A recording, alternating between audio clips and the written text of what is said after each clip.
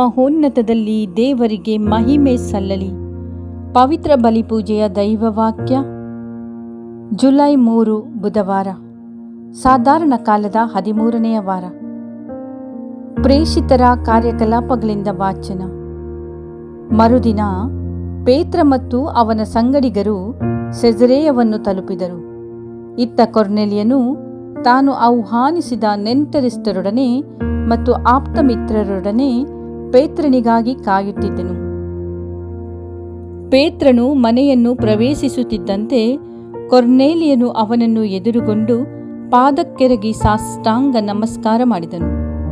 ಪೇತ್ರನು ಅವನನ್ನು ಮೇಲಕ್ಕೆಬ್ಬಿಸಿ, ಎದ್ದು ನಿಲ್ಲು, ನಾನು ಒಬ್ಬ ಸಾಮಾನ್ಯ ಮನುಷ್ಯನೇ ಎಂದನು. ಕೊರ್ನೇಲಿಯನೊಡನೆ ಮಾತನಾಡುತ್ತಾ ಪೇತ್ರನು ಮನೆಯೊಳಕ್ಕೆ ಬಂದಾಗ ಅಲ್ಲಿ ಅನೇಕ ಜನರು ಸಭೆ ಸೇರಿರುವುದನ್ನು ಕಂಡನು.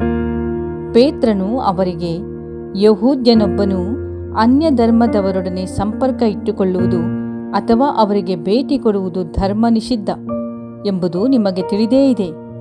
ಆದರೆ ನಾನು ಯಾರನ್ನೂ ಅಶುದ್ಧ ಅಥವಾ ಅಸ್ಪೃಶ್ಯ ಎನ್ನಬಾರದೆಂದು ದೇವರು ನನಗೆ ತೋರಿಸಿಕೊಟ್ಟಿದ್ದಾರೆ. ಆದುದರಿಂದಲೇ ನೀವು ಹೇಳಿ ಕಳುಹಿಸಿದಾಗ ನಾನು ಯಾವ ಆಕ್ಷೇಪಣೆ ಮಾಡದೆ ಬಂದಿದ್ದೇನೆ. ಈಗ ನನ್ನನ್ನು ಕರೆದ ಕಾರಣವೇನೆಂದು ತಿಳಿಯಬಯಸುತ್ತೇನೆ ಎಂದನು. ಆಗ ಕೊರ್ನೇಲಿಯನು, ನಾನು 3 ದಿನಗಳ ಹಿಂದೆ ಮಧ್ಯಾಹ್ನ 3 ಗಂಟೆಯ ಇದೇ ಸಮಯದಲ್ಲಿ ಪ್ರಾರ್ಥನೆ ಮಾಡುತ್ತಾ ಇದ್ದೆ. ಹಠಾತ್ತನೆ ಶೋಭಾಯಮಾನ ವಸ್ತ್ರ ಧರಿಸಿದ್ದ ವ್ಯಕ್ತಿಯೊಬ್ಬನು ನನ್ನೆದುರಿಗೆ ನಿಂತನು. ಅವನು, ಕೊರ್ನೇಲಿಯ, ದೇವರು ನಿನ್ನ ಪ್ರಾರ್ಥನೆಯನ್ನು ಆಲಿಸಿದ್ದಾರೆ, ನಿನ್ನ ದಾನ ಧರ್ಮಗಳನ್ನು ಮೆಚ್ಚಿದ್ದಾರೆ. ಯಾರನ್ನಾದರೂ ಜೋಪ್ಪಕ್ಕೆ ಕಳುಹಿಸಿ ಪೇತ್ರ ಎಂದು ಕರೆಯಲಾದ ಸಿಮೋನನನ್ನು ಬರಮಾಡಿಕೊ. ಅವನು ಸಮುದ್ರ ತೀರದಲ್ಲಿ ವಾಸಿಸುತ್ತಿರುವ ಚರ್ಮ ಹದ ಮಾಡುವ ಸಿಮೋನನ ಮನೆಯಲ್ಲಿ ತಂಗಿದ್ದಾನೆ ಎಂದನು. ಅಂತೆಯೇ ನಾನು ತಕ್ಷಣ ತಮ್ಮನ್ನು ಕರೆತರಲು ಕಳುಹಿಸಿದೆ. ತಾವು ಇಲ್ಲಿಗೆ ದಯಮಾಡಿಸಿದಿರಿ. ಪ್ರಭು ತಮಗೆ ಆಜ್ಞಾಪಿಸಿರುವುದನ್ನೆಲ್ಲ ಕೇಳಲು ನಾವೆಲ್ಲರೂ ಇಲ್ಲಿ ದೇವರ ಸನ್ನಿಧಿಯಲ್ಲಿ ಸೇರಿದ್ದೇವೆ ಎಂದನು.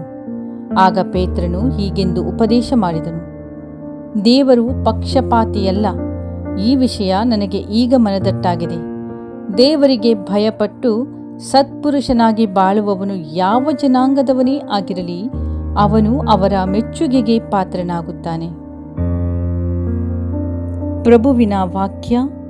ದೇವರಿಗೆ ಕೃತಜ್ಞತೆ ಸಲ್ಲಲಿ. ಶ್ಲೋಕ. ಜೀವಂತ ದೇವರಿಗಾಗಿ ದಾಹದಿಂದಿದೆ ಎನ್ನ ಮನ.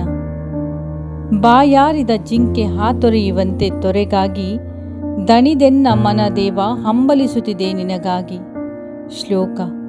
ಜೀವಂತ ದೇವರಿಗಾಗಿ ದಾಹದಿಂದಿದೆ ಎನ್ನ ಮನ. ಜೀವಂತ ದೇವರಿಗಾಗಿ ದಾಹದಿಂದಿದೆ ಎನ್ನ ಮನ.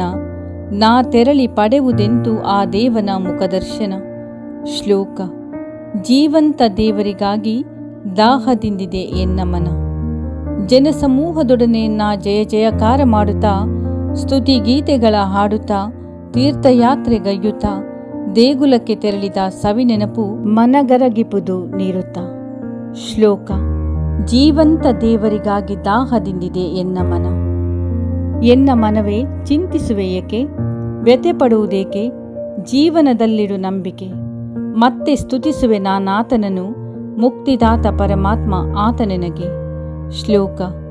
ಜೀವಂತ ದೇವರಿಗಾಗಿ ದಾಹದಿಂದಿದೆ ಎನ್ನ ಮನ.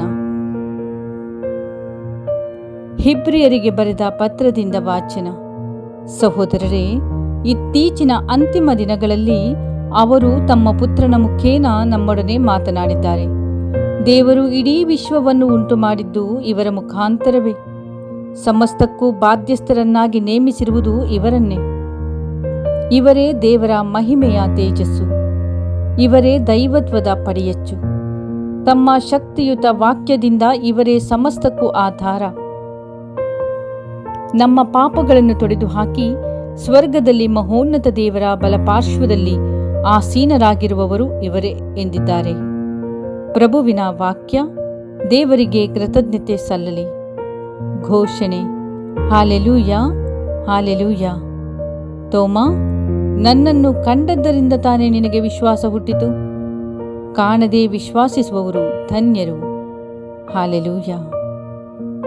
ಸಂತ ಯೋವಾನನು ಬರೆದ ಪವಿತ್ರ ಶುಭ ಸಂದೇಶದಿಂದ ವಾಚನ. ಪ್ರಭು ನಿಮಗೆ ಮಹಿಮೆ ಸಲ್ಲಲಿ.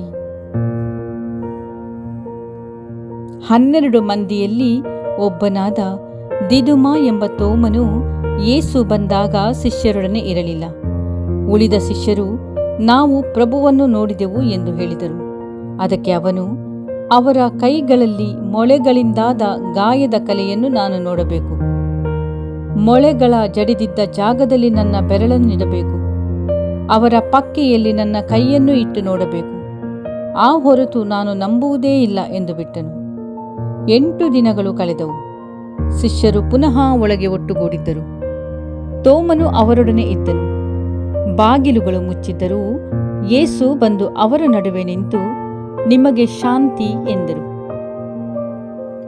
ಆಮೇಲೆ ತೋಮನಿಗೆ, ಇಗೋ ನೋಡು ನನ್ನ ಕೈಗಳು, ನಿನ್ನ ಬೆರಳನ್ನು ತಂದು ಇಲ್ಲಿಡು, ನಿನ್ನ ಕೈಯನ್ನು ಚಾಚಿ ನನ್ನ ಪಕ್ಕೆಯಲ್ಲಿಡು. ವಿಶ್ವಾಸರಹಿತನಾಗಿರಬೇಡ, ವಿಶ್ವಾಸಿಸು ಎಂದು ಹೇಳಿದರು. ಆಗ ತೋಮನು, ನನ್ನ ಪ್ರಭುವೇ, ನನ್ನ ದೇವರೇ ಎಂದನು.